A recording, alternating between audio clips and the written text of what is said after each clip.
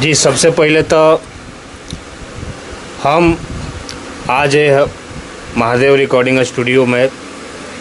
अपन बहुमूल्य समय निकाल के और कोरोना काल में लॉकडाउन के ख्याल रखते हुए सोशल डिस्टेंसिंग के भी पालन करते हुए जितना भी लोग उपस्थित भइल, यह लोगन के साथ साथ हमरा के जे भी देख रहल बा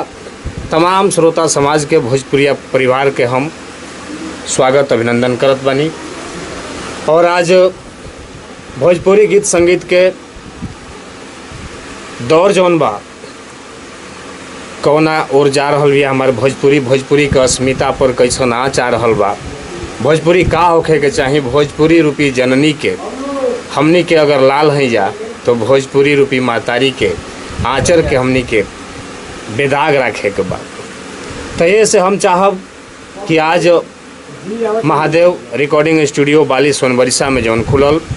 जितेंद्र जी जौना के संचालक बानी, तो यह स्टूडियो के उज्जवल भविष्य के हम खूब कामना करत बानी।